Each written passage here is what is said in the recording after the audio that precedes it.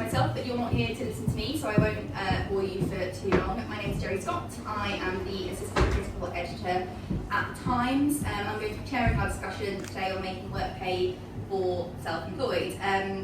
Tiny bit about me, so you know kind of who I am. I've worked at The Times for 3 years, and I have done a lot of our coverage of the Employment Rights Bill in particular. And I also do take on freelance work, so I have particular interest in especially measures to combat late payments, actually. I don't think anyone from the BBC is in here, but I could be following up. So look, I'm going to introduce our speakers, and then it's a standard format. They're going to give you a bit of spiel about why we're here today. I will take chair's prerogative and ask a few questions, and then I will throw it open to you guys. So do kind of get your thinking caps on for that. So on my right here, I've got Phillipa. Phillipa is head of Bectu, the UK's leading trade union for staff and freelancers, working across the media and entertainment industry. So I'll be tapping you up later, Phillipa. Your background, as I understand it, includes extensive experience in civil service and a long career in the trade union movement. And if I get any of this wrong, panellists, you can interrupt me and tell me that I've got my facts wrong. On my left here, we've got Dom Armstrong, who is the head of policy and communications at the Community Union, which has a growing membership of self-employed and freelance workers. Dom leads policy work, which aims to improve the lives of its members at work and beyond, particularly on issues related to the future of work, fair payments, and ensuring a strong voice for the self-employed in the UK. And then on my far left, not politically, we've got Raikes, who is Deputy General Secretary and Research Director at Fabian Society, which, as we all know, now runs the world if you are very online. Before joining Fabian's, he led IPR North's research on regional economies and devolution, and he's also published work on skills, employment support, industrial strategy and transport. And you were also a Labour councillor on Manchester City Council. It's a long old stint. So, look, I'm going to hand over to the panellists now, and given we went right to left, I might go left to right to start, just to give you a bit of kind of a scene setter on the kind of things we're talking about today. So, Luke, go ahead. Thank you very much, great to be here. So we at the Fabian Society often work with our friends and colleagues in the trade union movement on employment rights, and we try to look for solutions, not just analysing the problems, and we try to look for solutions that work practically, but also solutions that work politically. And we're big supporters, of course, of the Employment Rights Bill, which is currently going through Parliament. But I think it's fair to say that while there are some areas that are challenging for business, I think it's important to acknowledge that in other areas the Employment Rights Bill perhaps doesn't go far. Perhaps there are some gaps in that Employment Rights Bill. So our work looking forward, we have set up the Good Work Centre, which is a 2-year programme of work looking at employment rights, and it has 3 priorities. The first is implementation and enforcement of that Employment Rights Bill. The second is looking at what further legislation will be needed, Employment Rights Bill 2.0 if you will. And the third, perhaps the top priority for us, is actually what we're here to talk about today, which is the group of people who are self-employed, or in that intermediate category of work known as Limb B. So this is a really high priority for us.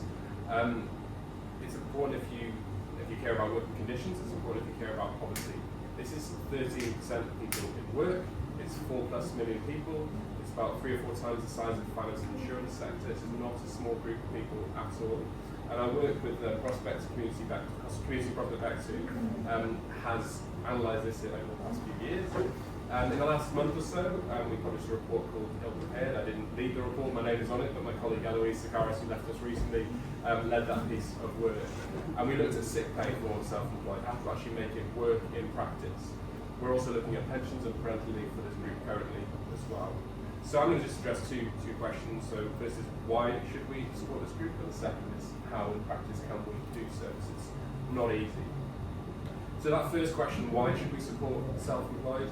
I have a lot of conversations with people across the trade union movement and across the left, and often it's sort of descended into a conversation that true self-employment wouldn't need any support because it would be truly self-employed people in business on their own account. And they also say often, people are paying less national insurance, so why should we have the support networks that the support system trial that employees have? I find that a little, to be honest, theoretical and unhelpful as a conversation. We have to deal with the labour market that we have, not the one that we might want to be, theoretically. So the reality is that people who are self-employed tend actually to be lower paid. So people in full-time employee work are 14% better paid than those in self-employment. And they often have little choice to work than to work in self-employment. About 2 in 5 would choose to work in a salary job rather than in self-employment. So actually, this is a group of people who are in need of some support. And the second point is that we can help this group. So again, those conversations tend to be like, well, how in practice do we provide people with employment rights equivalents when there's no employer, when often they have several contracts with different organisations and engagers, so to speak. So how can we actually support this group in practice? Well, there are actually a lot of solutions out there in parts of the system we have in this country, but especially in other countries as well. One of the solutions, which I don't want to sort of get sidetracked onto, is to resolve some of the thorny issues around employment status. I don't think single worker status is a silver bullet in some of this, but certainly defining those statuses more clearly, enforcing those statuses more clearly, needs to be done with a degree of urgency, I would say, especially as employee work becomes more expensive, and businesses might look to that intermediate model, that LIMBY intermediate model, as a model of employment instead. So that bogus self-employment needs to be tackled, absolutely. But then also we need to find ways to support self-employed people directly, and as well LIMBY workers too. They do have the needs, as I said, and there are ways of helping. And one of the ways that we looked at that is in terms of sick pay. So if you fall sick and you're self-employed, your income is essentially wiped out. You don't have any statutory sick pay, and you don't have occupational sick pay. Of course, there are some private schemes, but they are extortionately expensive for people to sign up to. And we calculated that effectively, on average, you'll lose about 81% of your income if you become sick while self-employed. So massive fall in income. Very, very vulnerable indeed. And a lot of people will just continue to go into work, continue to spread viruses, continue to make themselves sicker if they become sick. So we looked at a model that would actually help this. And so obviously you can't have the same kind of employment rights as if you're an employee, but we looked at Canada as a really good example of where they do offer support to self-employed people. And the model that we suggested, essentially, it's in the published report online, feel free to look at it, I'll be sort of afterwards, is essentially a state-backed insurance scheme for a very small monthly fee between £5 and £10. Also, the engagers, the businesses working with self-employed people, contribute a very small amount to that fund, and then it's there as a safety net at the statutory sick pay level for those people as a bare minimum, as a starting point for people who are self-employed. So I'll sort of wrap up there really. So I think it's really time to focus on supporting self-employed people. The Employment Rights Bill essentially doesn't do that yet, and we need to look at support and ways of doing that in the future. And we're going to be doing that as part of our Doing Work Centre. I'm really happy to take questions on that. Happy to talk to people outside of this meeting as well. Do feel free to get in touch. Thank you so much, Luke. I think that gives us a really good kind of scene setter in the context in which we're having our discussion today. Yeah, so Community Union represents self-employed workers, and we're really proud to be sort of leading the way in sort of general self-employed representation. We believe strongly that every worker deserves representation, that they need to be championed and they need to be taken forward, and that applies to some of the issues that were raised in the Fabian report and Luke was talking about there in terms of the Workers' Rights Bill is fantastic and it is a landmark piece of legislation, but we can go further and we can extend it and make it work better for the self-employed. As Luke mentioned, one particular area of this we find is around statutory sick pay. So for example, if you are a single parent and self-employed and you go into sick pay, there is no support for you there in terms of childcare and those sort of things to go forward. That's just not acceptable. I come from a single parent family, and if my mum was ill, there was support there for her as an employed person. Whether you're self-employed should not deny you that right and that access. So, as was laid out in the Fabian's report, we're sort of backing this idea of looking into the system, reforming the system, and making it work for the self-employed. So, for example, ensuring that childcare provision is in place through changing the way in which universal credit works in terms of those kind of programs. We'd also say having a sick pay system where people pay in, say £5 as an opt-out system rather than an opt-in system. They pay £5 and 3p coming from those who use the self-employed workers through their programs in order to provide them the support that they need in order to get access to sick pay, and using things called bread funds. And if any of you have heard of those, it's where self-employed people come together, they pay into a system together, and then when they need their support, they can pull out of those bread funds. And we've seen those kind of systems work really well, as Luke was saying, in the Netherlands and Canada, and I think it's something we can replicate in the UK as well to provide that sick pay benefit. And as Luke was saying, the self-employed sector is a massive growing piece of the workforce. Okay, more and more people are moving into the self-employed space. Some, as Luke said, not necessarily voluntarily, but many do go into the self-employed section voluntarily because they want to work within that space and they want to operate in that way. And our economy is changing and becoming more and more reliant on self-employed people, freelancers, which I know Phillipa will bring up more in her section there. So what we cannot do is not reform our system to adapt to that changing nature of the workforce. And that's why we really welcome the work that we've done with the Fabian Society before. We welcome the work that we're doing with our self-employed members, and I can see some of them in the audience here today as well, to really make that system work for them. Because if we don't, and we allow things such as statutory sick pay, pensions, etc., to build up as an issue, what we're doing is we're storing problems for ourselves later on in the economy. So if somebody's sick and they have to go into work because there's no support for them, well, they're going to get sicker. What could have been a small issue for a small amount of payment through our system becomes a big issue on the NHS because they've become more unhealthy because of what they've had to do. When we get to the pension system, if we've got lots of people who have not contributed into a pension system, in the employed sector, it's all opt-out for your pensions. In the self-employed sector, it's opt-in. And the levels at which people in the self-employed area opt into the pension system is incredibly low. And we understand why. It's because if you are in self-employment, you don't necessarily know when your next piece of work's coming in, so having to contribute huge amounts of money into something that you can't pull out of is a real barrier. So we've looked in the past at things such as sidecar pensions, where you pay a little bit into a pot and then it reaches a certain threshold and then it goes into the bit that you can't access as a potential route to do that. But if we don't look at those sort of solutions, and we don't look at those sort of policies, when we get to this ever-growing self-employed workforce looking to go into retirement and pull on state pensions but nothing else, that's going to be a huge problem for us when we get to that point. So we need to look at these issues now. We need to look at the solutions, such as the ones laid out in the Fabian's report and other projects and pieces of policy that we've done. And we need to really make work pay for everybody in our workforce, be they employed or be they self-employed. Done. I think you go ahead.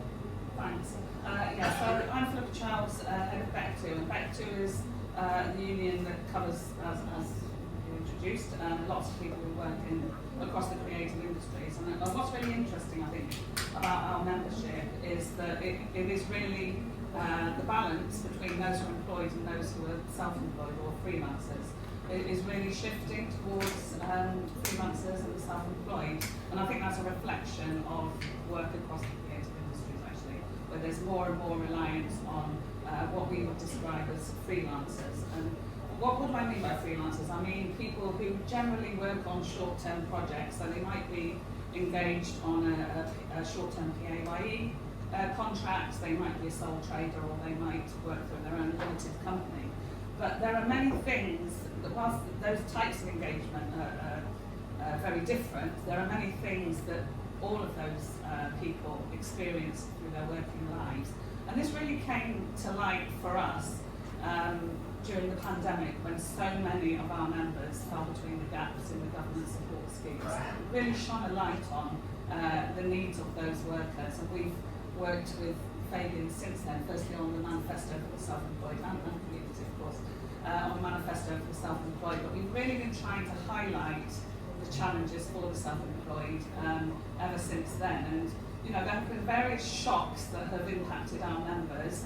The strikes in the US a couple of years ago, which brought film and TV production to a stop in the UK for many months, really caused issues as well for our members who had just about recovered from, or just starting to recover from the COVID period, and they were then back in a stage where they had no work, no money, they'd spent all of their savings, and it was a real challenge. And so we really need to sort of, through the policy that we develop, I think ourselves, Creative UK, who are here today as well, we've done lots of work on the challenges for freelancers across the creative industries. We've been obviously lobbying ministers through DCMS, and I was fortunate to be on the DCMS Industrial Strategy Workforce Working Group, where we were arguing very strongly for the idea of a freelance commissioner, which is something that, again, Fabian's argued for, Creative UK argued for. And the point that we reached was that one of the recommendations that came out of that was that we would have a freelance champion, which isn't the commissioner that we necessarily wanted, but I think that is about proof of concept, that certainly ministers in DCMS, but I think more broadly, are beginning to recognise that they need to do more for freelancers and the self-employed. So, you know, basically any life shock causes a problem for our members. Any halt in their work causes a problem for them. We've just recently published the results of a survey that we did earlier this year, Bectu's big survey. It's online if you want to have a look. But it's really revealing in that it says, at the time that we surveyed people, we had 5,000 respondents, at the time we surveyed people, 30% of our members, and actually some non-members also responded, were not currently working. And generally, there is that pattern of engagement across the creative industry. So people work for a period of time and then they are looking for their next project. Generally, our members will say, yes, we've got probably 6 months cushion in terms of our money. So they keep some savings to get them through the difficult periods.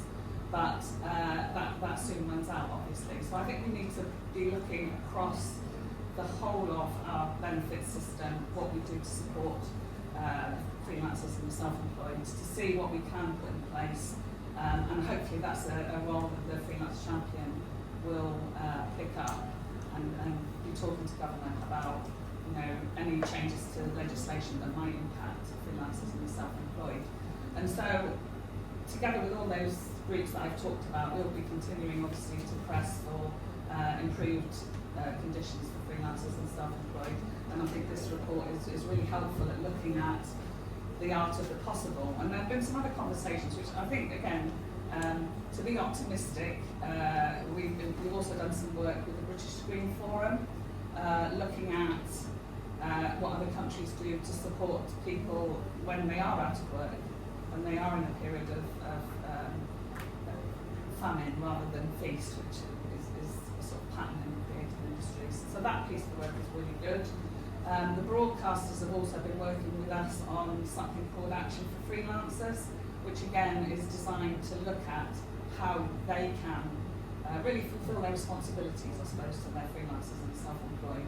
So I think there are some real signs of optimism that we can actually make some change going forward, but I think we all need to continue to highlight the issues, the challenges, and to work together to try and find the solutions that, obviously, in the context of a difficult economic situation, we need to think about creative ways of filling those gaps. Brilliant, thank you so much, Phillipa. I mean, hopefully you've all got a bit of areas that our experts are looking at and coming from, so that will help you shape your questions. I'm going to take chair's prerogative and ask the first one, and that is, well, actually, Phillipa, I ended with you, so I'm going to start with you this time. I think, you know, one of the things that self-employed people often like about being self-employed is that flexibility that they have, but we've also heard from all of you that there is this demand, isn't there, for a stronger safety net, for you know, better rights, that kind of thing. Can those two things coexist together? Yeah, I mean, yes, I think it's true to say that some people really do enjoy the flexibility of self-employment. But I think certainly a lot of our members don't have a choice about that, actually. The way that they are engaged is through self-employment as a freelancer. So I think maybe there is a bit of an over-egging of that particular, you know, oh yes, people like flexibility, although I recognise some people definitely do.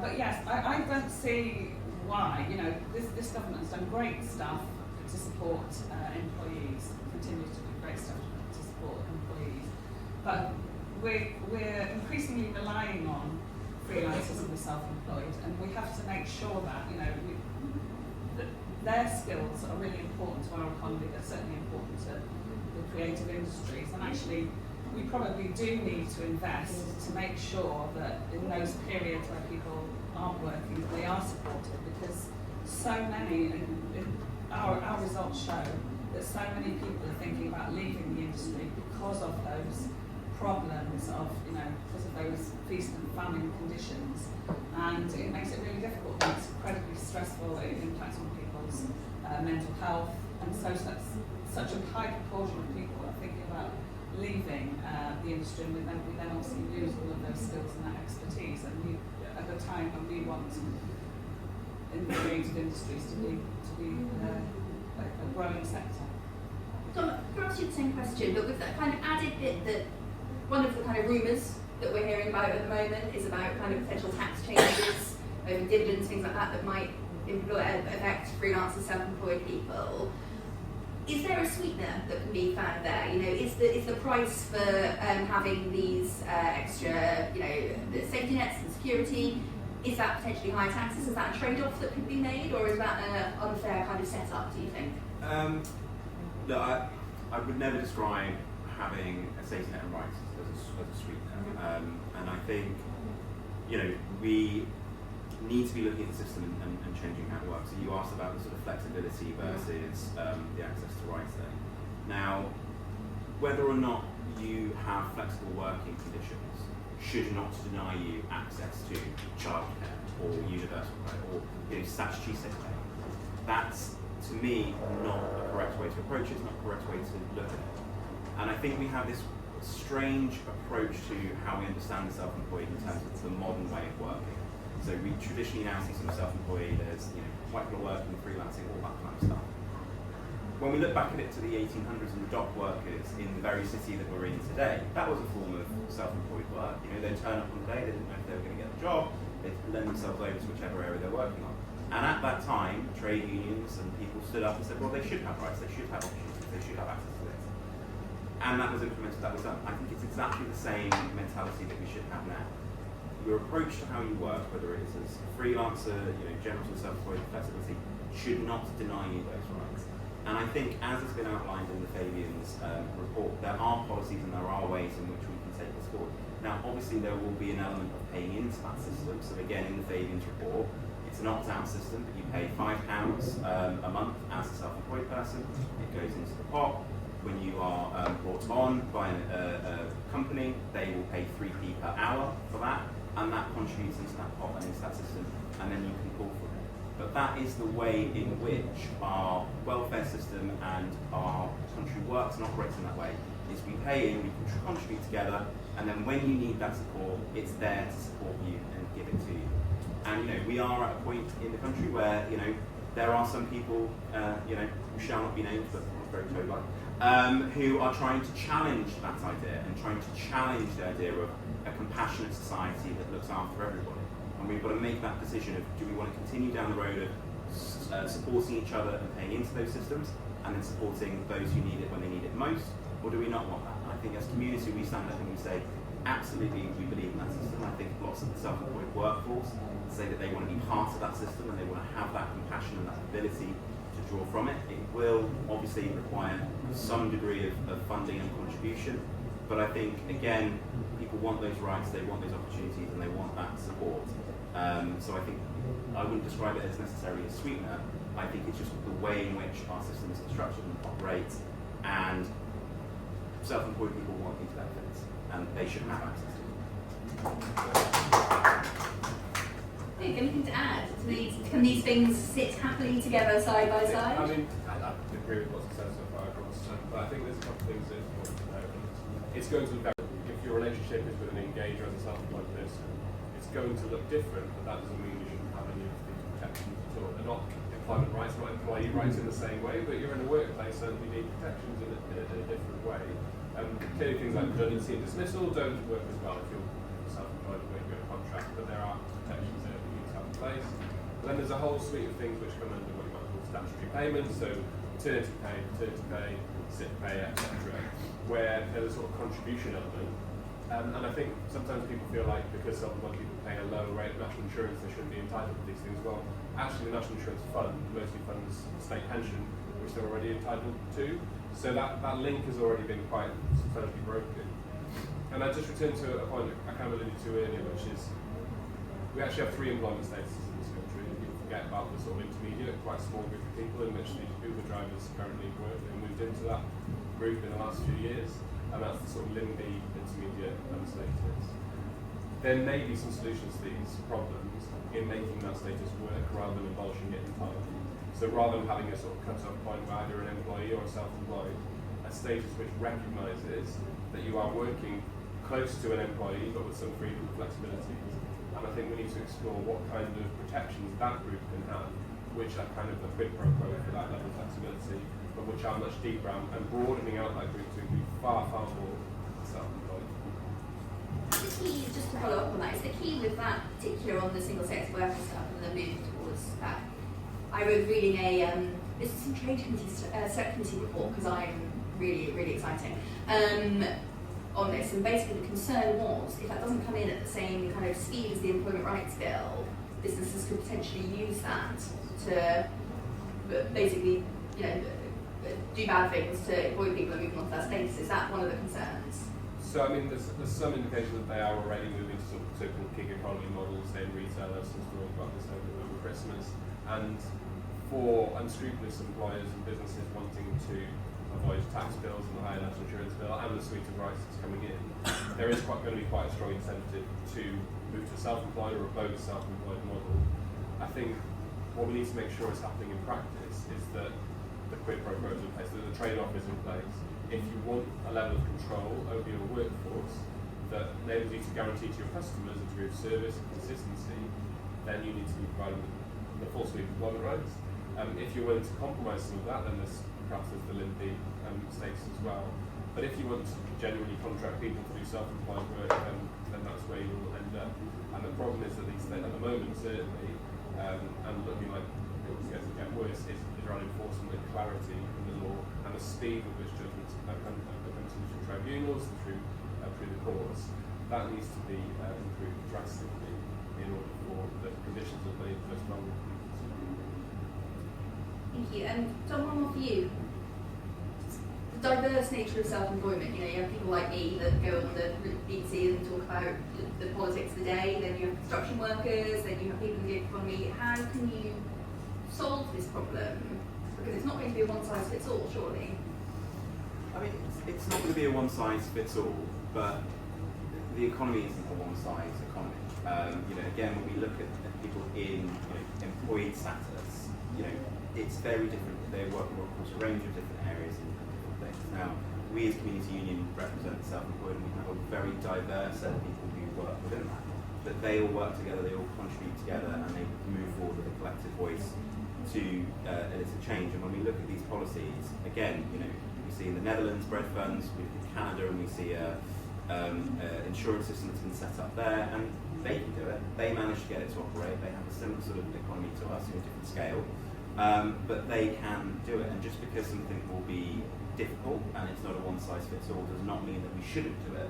It just means we need to put the effort in to do it now and deliver it. We're, for example, having a look with Preston Council around setting up a co-op for the self-employed and the feasibility around that and what that could potentially look like as an opportunity to bring diverse people from different self-employed backgrounds together to contribute together and support each other.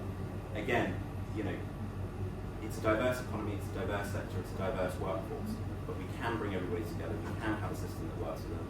The Fabians in their report outlined how we can do it for sick pay. When we looked at our manifesto for the self-employed that we've done previously and other reports that we've done, we've looked at how we can do it for the pension system. Even though the self-employed workforce is diverse and they're in different areas, the fundamentals are still the same. The fundamental is you deserve to have childcare. The fundamental is when you get to retirement, you should have a pension that you can draw from. The fundamentals are when you are sick, you should not feel that you are forced to go into work, become sicker and sicker and sicker, and potentially make something that was a minor thing even worse because you don't have access to sick pay. Whatever kind of self-employed work you do, those are the fundamental basics, and I think we can deliver them for everybody within the self-employed workforce. And we've outlined some of the ways in which we can do that, and so the vacancies. So there's the same question to you, with the added bonus question of what are unions' roles in this? How can we make sure that policy that as Dom says, can't be one size fits all, but can be kind of diverse and across the base economy? What is your role in making sure that policy works for your members? Yeah, so I mean, I think unions do have a massive role, and I'm obviously a great advocate for a collective voice for freelancers and the self-employed. And I genuinely think that that became very apparent during the pandemic. People recognised that they needed that collective voice, and they needed an organisation to be campaigning for them, speaking for them, lobbying for them. And that's obviously the role of us as trade unions, that we're representing workers here. So, absolutely. So you know, solutions are not necessarily simple, and things are generally shades of grey, not black and white. So we have to think about that. So whilst the single worker status may seem superficially very attractive, and I can understand why people think it's potentially a good thing to do, I think we really need to look at what as Luke said, what the unintended consequences of that may be, and they may force more people actually into a status that they don't actually want, or to actually end up losing rights that they've got at the moment. So I think we really need to be quite careful about that. But in terms of the rights for the self-employed, I mean, I think we just have to, and I think we all recognise what the gaps are. We all have members who end up leaving an industry that they love because they want to have a family and they can't do both of those things securely, or because they want to buy a house and they can't do that, or because they recognise, as more than half of our members said, that they didn't have a pension, that they hadn't started to save for their old age. So we really, you know, we're storing up problems for the future, aren't we? We're storing up problems in terms of skills, problems in terms of, you know, when people get older and have to rely on the state. So we really need to come up with some innovative solutions to these problems, and I'm absolutely confident that we can do that. Thank you very much. Well, that's enough from me. I'm going to throw open questions to the audience. Stick your hands up nice and high. Yes, just here. You're first. Go ahead. Yeah, if you could just say who you are, if you're from somewhere, and then whoever you're directing your question at, if it's one particular person or everyone, I suppose. So I'm Liz Hind. I'm a member of the Self-Employed Committee, a community union. I also sit on the executive committee of the Fabian Women's Network, so well known to two members of the panel already. So they'll know what I'm going to ask them, which is the sort of intersection of those two interests in what can we do about equal pay for the self-employed, because we know anecdotally women are being offered less money for the same. I'll go first. So I think, as you talked about, one of the key things is looking at how we can get reporting on this. So you know, we need to look at how is the government capturing equal pay data and all that kind of stuff, and is there, as you said, that gap within the self-employed space of freelancers, and how do we sort of pick that up, which is a complex question in terms of how you do that sort of monitoring, but I think it is important to tackle the issue around equality. And then I'd say it is around that sort of collectivised action and sort of raising it and talking about it as much as we possibly can. You know, a community, we are dedicated to equal rights and everybody getting the fair pay that they deserve. So we constantly, when we have our engagements with government and at every level, national, devolved and so on, we really push the importance of equal equality and equal pay. We've had campaigns on that in the past as well.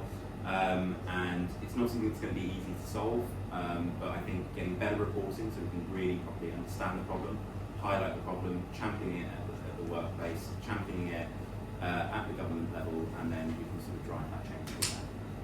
Right. Anyone else want to jump in on that one? Yeah. So we have across the creative industries, there are, you know, similar challenges to those that you describe. What we as an organisation have done, particularly across film and TV, is we've been really successful in terms of setting rate cards for certain roles, and I hope that will help in terms of equal pay within roles. But I think there's also a different challenge which we probably need to focus on a little bit more as well, which is about work of equal value.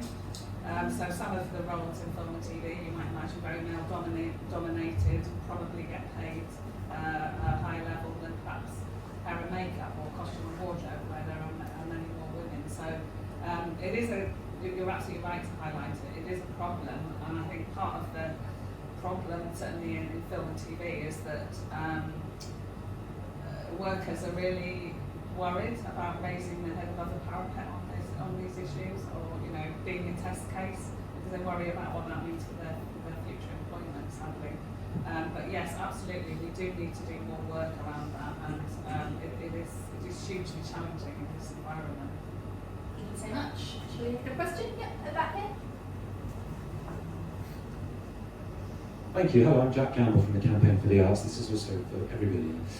Most artists and many creative workers are freelance, self-employed for their primary creative work, but it's pretty common, especially early on in people's careers, for them to have other work to supplement their income, and that is sometimes work that means they're classified as employees or workers.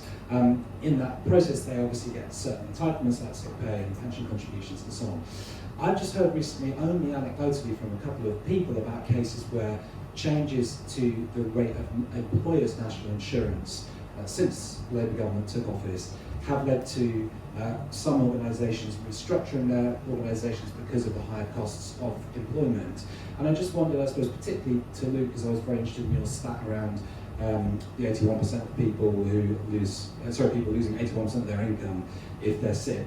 Is there any evidence that you're aware of, is there any data you've seen as to what impact those changes to the cost of employment might have had on self-employment? Thank you. It's an issue mentioned earlier, of course, but the evidence, the labour market is very difficult to read at the best of times. As you might be aware, the data has been quite poor in the last couple of years too, so understanding the impact of things like national insurance on employment models is probably not even possible at the best of times, certainly not at the moment. There's a lot of scare stories out there, perhaps there is some truth to them, we don't quite know. I think what this underlines, though, is the need to improve enforcement, and to, if businesses want, as I said earlier, if businesses want to provide a consistent service and they need an employee workforce, then they need to provide that suite of rights and pay that much insurance for that workforce. That's got to be the reality out there rather than just the theory and the principle of the law. And that's where the Fair Work Agency comes in, and that's where resourcing and tribunals, all the many agencies and trade unions, of course, have a really important role in this. That's where I think we need to focus to make sure that the laws are adhered to, and that trade-off is in place for both parties in all states, in all 3 states that we have. So, for another a clear answer for you on the nature of that and how large that is, because I don't think anybody would speculate. There are some indications that that is happening, and you'd expect it to happen for some businesses and some business models. It won't be compatible for all, and many will stick with what they know and pay the high national insurance. I think we'll just have to, in some cases, sort of see how it shakes out. It isn't small, I'm not one of the people who thinks that national insurance rises something to sort of ignore. It is substantial, but it's also important to fund the many things that national insurance funds, including today. Phillipa, what about your members? Have you heard anecdotally from them about their businesses restructuring because of this? Is that something that's come across your table? I think it's quite early days really to be able to judge that. I think we'll know better whether that is the case in perhaps 12 to 18 months from now. But certainly the trend in the creative industries has been in that direction anyway, so I haven't seen any marked acceleration of that. I read that even in some retail businesses now, a lot more kind of people on freelancers instead of full-time employed staff. So yeah, or pretty good level. I'd just say, it is early days in terms of national insurance stuff, but let's not forget there's a wider things happening within the economy that may be leading to that anecdotal impact. So, something that we've talked about a lot at Community is around high energy prices. So lots of businesses are finding higher costs than that. We're seeing the government taking action to try and bring those energy prices down, but that will be a contributing reason to those kind of things. I think the scaremongering around national insurance has gone up and therefore the economy is going to implode and all this kind of stuff. I don't really buy into it. And I think there is a wide array of different economic pulls and pushes that will be affecting individual companies and those kind of things. So we need to try and resist this narrative of national insurance and workers' rights up here, and now everything's going to go horribly wrong. No, there's other push and pulls. We see other countries where they have even further national insurance contributions and rights and those kind of things. To the Nordic countries, across across the North Sea as an example, and their economies are absolutely fine and working well. So I don't believe that national insurance is going to create this drive of people being pushed out of work. They don't know what to ask for, so we've done we've done some work with them to sort of raise knowledge and understanding of what they are entitled to and what they're not. And obviously I think we all need to continue to do that. But also I think there is the ideas that came out of the manifesto for the self-employed around pensions as well. The idea of a sidecar pension I think is really interesting because it potentially can both support people through periods of unemployment but also get people used to saving, which I think is absolutely important, as you say.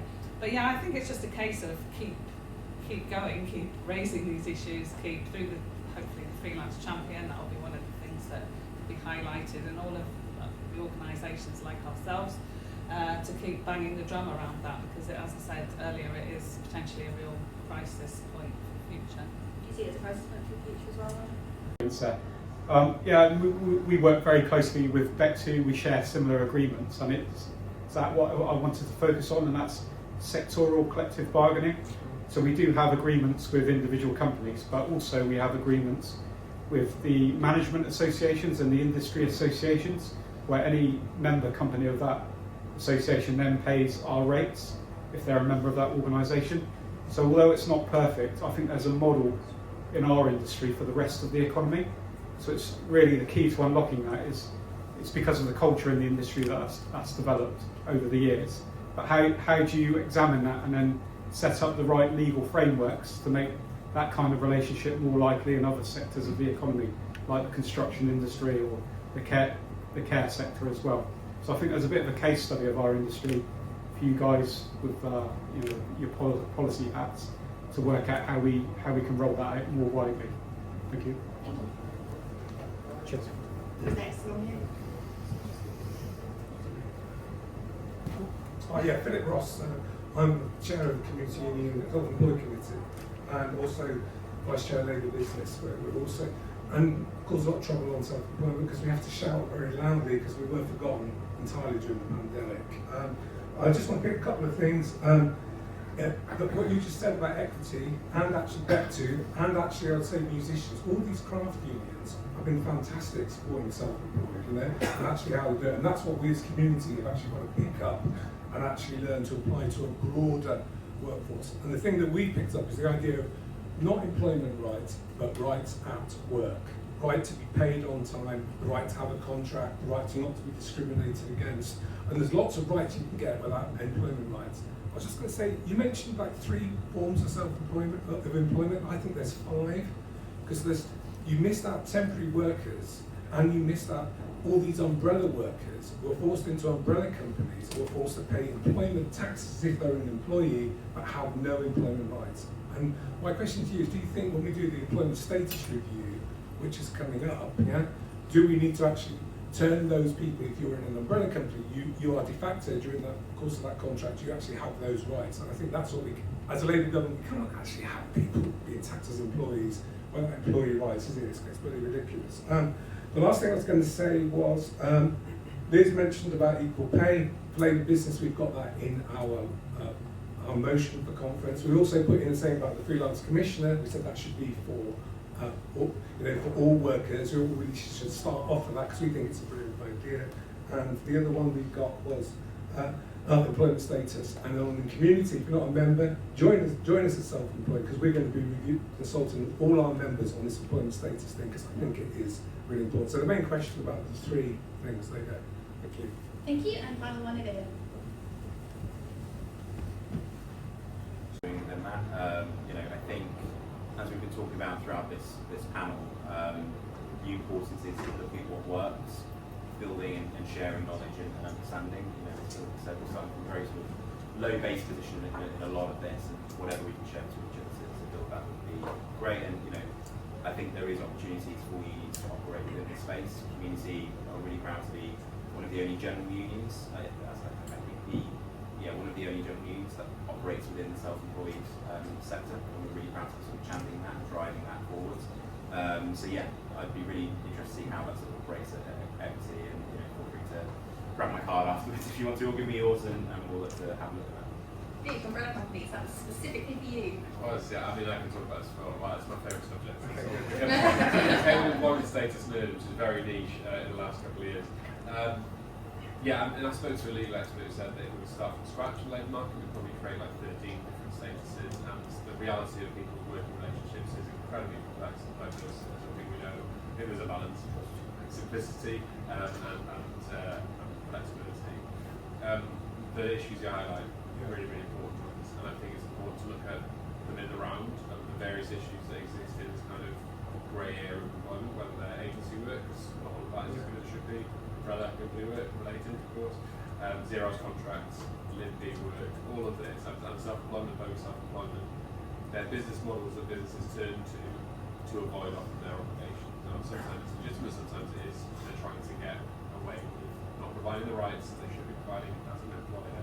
That is where we need to sort of tackle it as a whole, as a group of different statuses that are in this space, and make sure that when people are in the status, that the right trade-off is in place, that they're getting the rights they need with that level of flexibility. And that's the key issue that they're and I think also, particularly from a trade union perspective, they feel empowered to, in their individual circumstance, challenge if they do not feel like they're being respected in individual circumstances across the labour market, which is hugely difficult, I think, to do. And I think particularly with regard to single worker status as a policy, and we looked at the trade-off. We published a paper about a year ago on employment status. We looked at two options, like objectively side by side, whether you move to single worker status or whether you retain this live-be and try and make live-be work. And we kind of came out and we just sort of presented the options, and these are the trade-offs.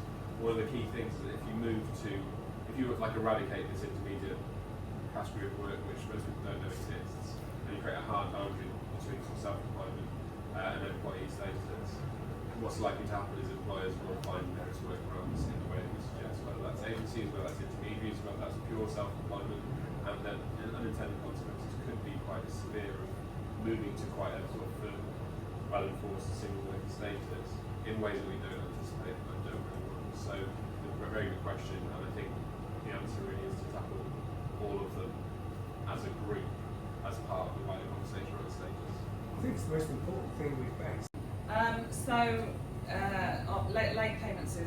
Late payments, non-payment also, which lots of our members experience, is a huge problem for freelancers and self-employed, I know. I mean, again, I think one of the things that we must see the freelance champion in our sector work on is working with the Small Business Commissioner and trying to address the real problem of late payments, and obviously particularly, as I say, non-payment. So, we offer a service where we help people support to make claims for money that they haven't received. But it's absolutely terrible, isn't it, that people do that work and don't get paid. Yes, that is a huge issue. I was also going to come back on, sectoral bargaining I was going to come back on, because I think equity is the model. It's perhaps more straightforward for you than it is for us, because we've got a range of different people that we represent, different crafts and different roles and stuff. So we do have sectoral bargaining, but it's largely around conditions of work and less about pay actually at the moment. Thank you very much. I'm going to take the final question because I'm getting a signal from the back that we have to wrap up. If we keep your answers short, but I do want an answer from each of you guys. So the Labour government's been in power for more than a year now. I think we can say they're suitably bedded in and have had their own shares of ups and downs by now. So kind of in a sentence or two, I suppose, what would you like to see next from this government within the next, 12 to 18 months, which would really make improvements for people who are self-employed? Luke, we've been too long, so I know you had that manifesto, you think we're going to 1 million ideas in my head. But Phillipa, let's start with you. We've talked a lot about the freelance champion. We want them to appoint that person, hopefully by the end of the year, as Lisa Nandi committed to do. And I'm absolutely delighted that she was also very happy to get that across the line. So I think there is an understanding in government that they need to take action on these issues. I think it's great that Kate Dearden is now in a very important role in the DBT, and obviously she understands these challenges. We've worked with her before on some of the previous work we talked about. So I think there is, as I say, I am optimistic. I do think we have to keep going, keep campaigning, keep lobbying, keep highlighting these issues. But I am optimistic that the government will be taking some action over the next few years. Yes, 12 to 18 months.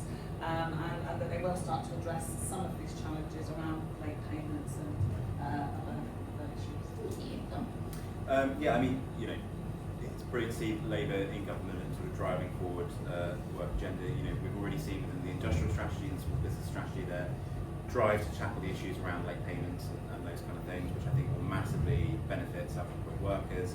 I think in terms of what we would like to see, again, it's looking at that sort of statutory sick pay system, looking at things like tweaking the universal credit system so that those self-employed people who are single parents and so on have access to that. And you know, again, the Fabian's produced a fantastic report that sort of outlines that policy landscape. But you know, I think with Labour, we are seeing a real attention to the self-employed workforce in a way that we didn't see over the previous 14 years. I think with a lot of sectors, so steel is one that we talk about a lot, but even within the self-employed sector, I think previous governments allowed issues to drift along and sort of tip over, whereas Labour is now properly looking at it, properly taking the economy in hand and trying to drive those changes to make sure that our economy works better, but also that we have those rights for working people, both employed and self-employed. And you know, as Phillipa says, Kate Dearden, one of our ex-employees, is now in a position to help drive that forward, and we welcome that. Luke, can you do it in 15 seconds? Sure. Enforcement. There you go. And I think other things I mentioned previously, which is sick pay, as we've spoken about at great length, pensions and parental leave for the self-employed, and we see it as our job to sort of do the research and thinking to fill in that space, working with our friends here at Community Talking about Bectu. I do think there's an urgency though around some people in the labour market, the way that they're being treated, which makes enforcement and the Fair Work Agency get to focus on particularly status of umbrella companies as came up previously. That really needs to be very, very high priority indeed. Thank you very much. Please do give a round of applause to all our audience.